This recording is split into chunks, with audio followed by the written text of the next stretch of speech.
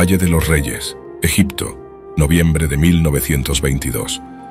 El equipo del arqueólogo inglés Howard Carter acaba de acceder a la tumba del faraón Tutankamón. Carter ilumina con una vela el primer hueco que han abierto en el muro y atisba en la oscuridad. Lord Carnarvon, el mecenas de la expedición, le pregunta expectante si puede ver algo. Howard Carter solo es capaz de responder: «Cosas maravillosas».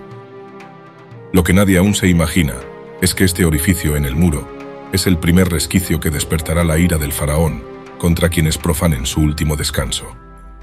Nos encontramos ante el inicio de la maldición de Tutankamón.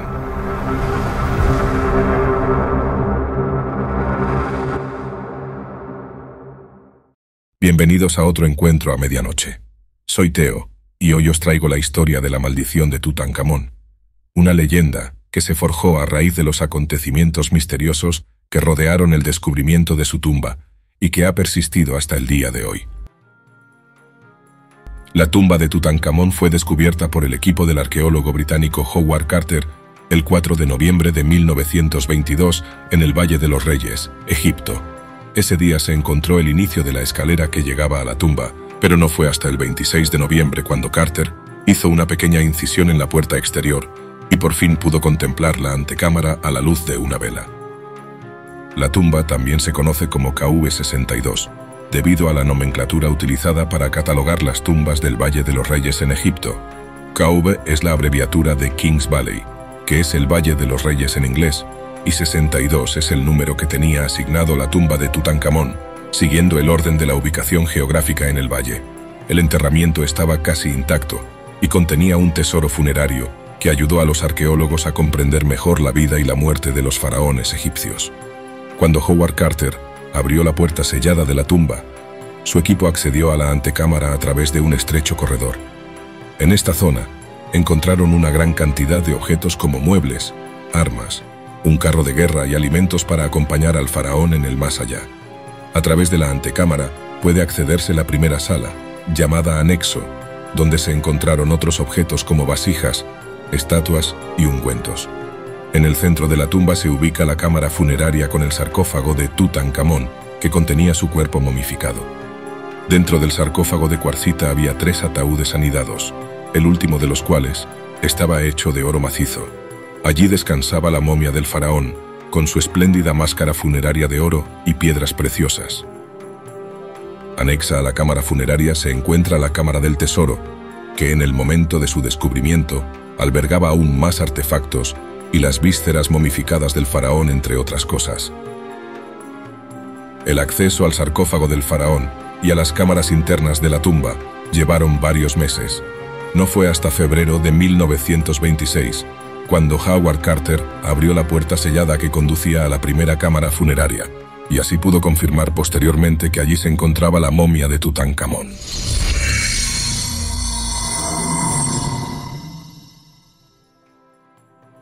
A lo largo de los siglos, se han producido numerosos saqueos de tumbas egipcias.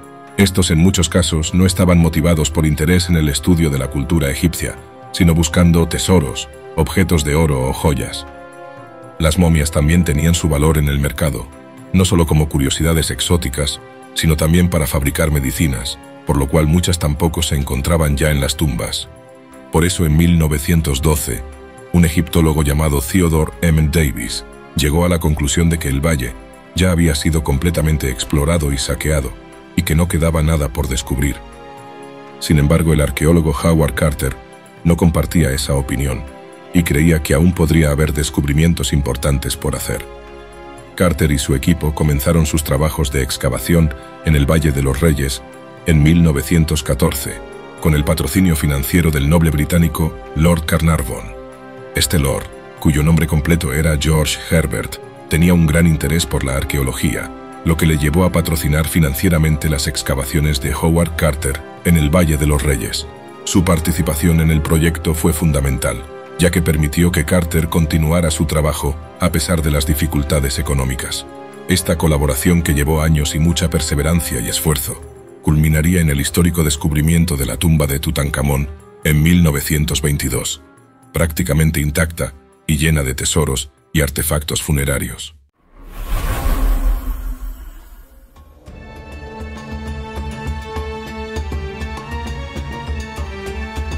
Tutankamón vivió y reinó durante el periodo conocido como el Imperio Nuevo del Antiguo Egipto.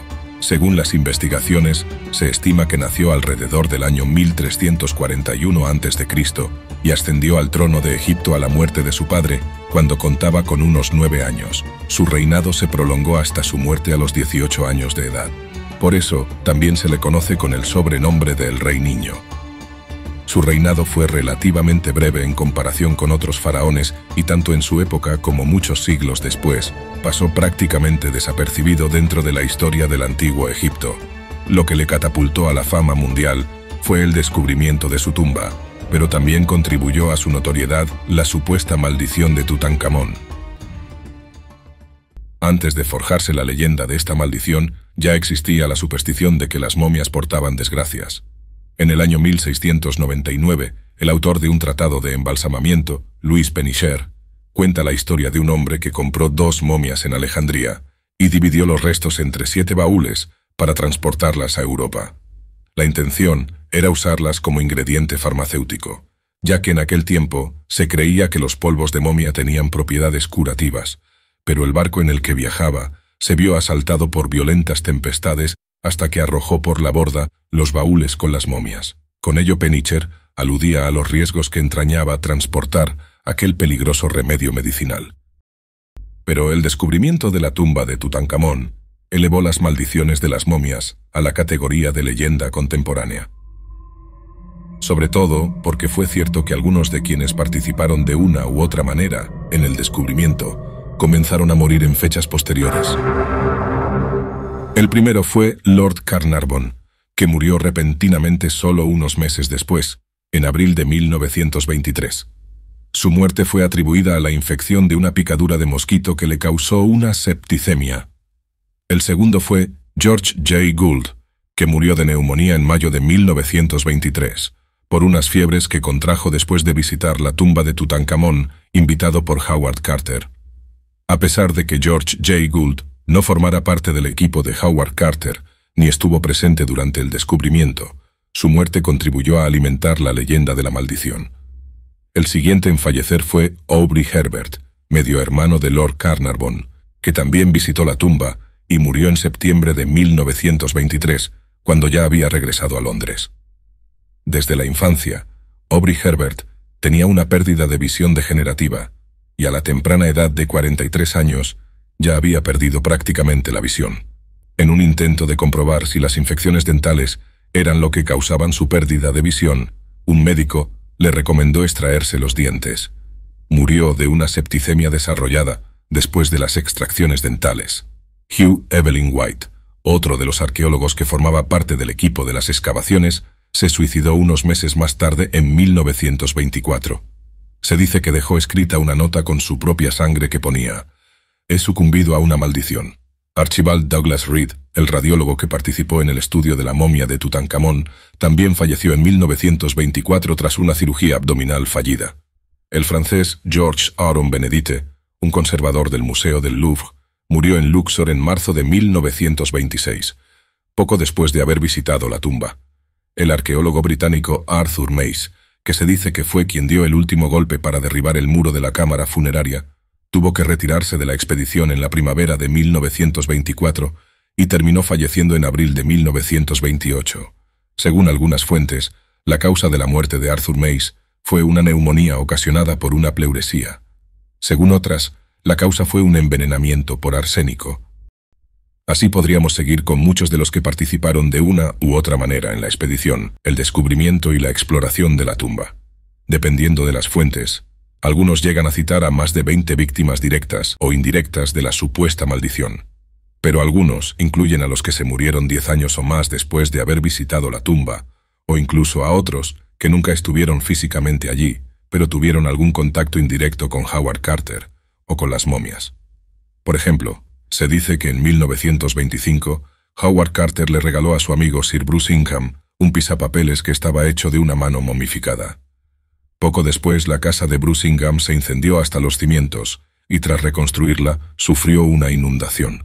La mano momificada no era de Tutankamón, en realidad no se dice de quién era, y Sir Bruce Ingham tampoco se murió en esos momentos, pero la mano sí pertenecía a una momia real, por lo que algunos también le sumaron a la lista de damnificados por maldiciones de momias. Por otro lado, Howard Carter, que fue quien estaba al mando de toda la expedición, murió de cáncer linfático el 3 de marzo de 1939 en Londres. Su muerte no está relacionada con la supuesta maldición, ni tampoco experimentó nunca ninguna otra calamidad producto de la venganza del faraón. En todo caso, la maldición particular de Howard Carter fue haber visto cómo la fama de la leyenda eclipsó durante toda su vida el descubrimiento histórico que él había hecho. Según Carter, su hallazgo nunca tuvo el reconocimiento que en realidad se merecía, y quedó empañado por la historia sobrenatural de la maldición del faraón, de la que él siempre renegó. Otra persona que sobrevivió a la maldición fue Lady Evelyn Herbert, la hija de Lord Carnarvon, que murió en 1980 a los 78 años de edad. Ella no solo estaba presente en la expedición, sino que se dice que fue la primera persona en entrar en la tumba, ya que le cedieron el paso galantemente. Pero la leyenda de la maldición de Tutankamón no surgió de la nada, sino que se forjó en gran medida debido a la atención sensacionalista que algunos medios de comunicación dieron al descubrimiento de la tumba del faraón. Según se iban sucediendo las muertes de quienes habían tenido contacto con la tumba, la prensa se iba enfocando cada vez más en los aspectos más dramáticos y supuestamente sobrenaturales, en lugar de limitarse a divulgar los hechos científicos. A la vez que los medios se hacían eco de las muertes en misteriosas circunstancias, iban embelleciendo los hechos con una serie de detalles macabros que hicieron alcanzar dimensiones épicas a la maldición de Tutankamón. Uno de ellos fue el rumor que comenzó a correr sobre una tablilla aparecida en la tumba. Según se decía, en la tablilla había una inscripción en escritura jeroglífica que podría traducirse como «La muerte perseguirá a quien profane el descanso del faraón». Esta tablilla nunca ha llegado a encontrarse, y ninguno de los que estuvieron presentes en las primeras excavaciones reportó haberla visto. Otra leyenda urbana que nunca pudo ser contrastada fue que todas las luces de la ciudad de El Cairo se apagaron inexplicablemente cuando murió Lord Carnarvon. La muerte del canario de Howard Carter fue otro de los detalles macabros que alimentaron la leyenda de la maldición. El canario era el pájaro de la suerte de Carter, ya que según la superstición, era de color dorado y atraería el oro. Poco antes de la apertura de la tumba, una cobra se introdujo en la jaula del animal y lo devoró. Paradójicamente, el mismo Carter, que siempre se mostró escéptico ante la maldición, fue quien contribuyó a forjar esta leyenda. Él mismo contó su estremecimiento cuando al mirar por primera vez al interior de la tumba a la luz de una vela, vio una representación del Ureo, una figura de una cobra símbolo de la resurrección y emblema de la realeza que portaba la máscara de Tutankamón. Arthur Conan Doyle también se sumó a la polémica de la maldición, desarrollando en una serie de artículos su teoría de que la maldición estaba causada por seres elementales malignos. Estos seres se habrían liberado al romper los sellos de la tumba, causando muerte y destrucción a su paso. Conan Doyle no solo era conocido por ser el creador de Sherlock Holmes, sino también por su interés en lo paranormal. Sus escritos sobre la maldición de Tutankamón contribuyeron a difundir la creencia en esta leyenda, ya que se le tenía por un experto en temas exotéricos a nivel mundial. Con todos estos ingredientes, las teorías sobrenaturales y la leyenda de la maldición del faraón se volvieron virales, como diríamos hoy en día. Las noticias dieron la vuelta al mundo, provocando una egiptomanía a nivel mundial. Por ejemplo, el periódico Daily Express informó de que en toda Gran Bretaña la gente había empezado a donar sus antigüedades egipcias a los museos por miedo a verse afectados por una maldición. Mientras tanto, los investigadores comenzaron a buscar explicaciones científicas para las muertes, búsqueda que se ha prolongado hasta el día de hoy. Se han realizado ciertos estudios que relacionaban las infecciones y neumonías de algunos integrantes de la expedición con la exposición a un tipo de hongo que podría haber estado presente en la tumba. Se trata de un moho llamado Aspergillus flavus, que puede crecer en una gran variedad de sustratos, pero es conocido por colonizar ciertos productos alimenticios. Howard Carter describió que al abrir la segunda cámara del enterramiento, se escapó una corriente de aire caliente del interior de la tumba, que obviamente todos los allí presentes inhalaron. Algunos investigadores han especulado con la teoría de posibles alergias o infecciones por la inhalación de las esporas del Aspergillus, que son especialmente peligrosas en personas con sistemas inmunológicos debilitados. Otros investigadores han señalado que cuando algunas cepas del Aspergillus flavus colonizan ciertos alimentos producen una microtoxina llamada aflatoxina, que es altamente tóxica. Los productos alimentarios que los egipcios colocaron en la tumba para alimentar al faraón durante toda la eternidad estuvieron almacenados durante siglos en condiciones de humedad y temperatura que podrían haber sido adecuadas para la colonización de mohos. Además, las frutas y verduras se descompusieron con el paso de los siglos. Todo esto habría favorecido la proliferación de esta potente microtoxina, que sería la causante de las enfermedades y muertes posteriores. Sin embargo, parte de la comunidad científica ha expresado su escepticismo ante la teoría de los hongos. Quizás esta podría ser la explicación para la muerte de Lord Carnarvon, pero no para todas ellas, pues no todos se murieron por neumonía o problemas respiratorios. De los 25 occidentales presentes en la apertura de la tumba, solo Lord Carnarvon murió pocas semanas después. Esto sería porque el Lord ya contaba con problemas de salud previos. Por otro lado, muchos expertos creen que la causa real de la muerte de Lord Carnarvon es simplemente la oficial, una septicemia en unos tiempos en que aún no se había descubierto la penicilina. Otra teoría es la de los gases tóxicos que podrían haberse liberado por la descomposición de los materiales orgánicos como maderas, resinas, aceites, telas y otros materiales que se utilizaron en el proceso de momificación o que se colocaron en la tumba como ofrendas. Algunos de estos gases podrían ser compuestos como el ácido sulfídrico, que es tóxico, o el amoníaco, que es irritante, y también puede ser perjudicial en concentraciones elevadas. Otros estudios han sugerido que los materiales radiactivos, presentes en las pinturas o en los objetos dentro de la tumba, podrían haber sido una fuente de radiación perjudicial para la salud. Ninguna de estas teorías ha convencido tampoco a la comunidad científica en general. Otras investigaciones se han centrado en observar la tasa de mortalidad general de la época, para concluir que todas aquellas muertes no tenían nada de extraño en una época en que no se conocía la penicilina o las condiciones en Egipto no eran las mejores, entre otras cosas.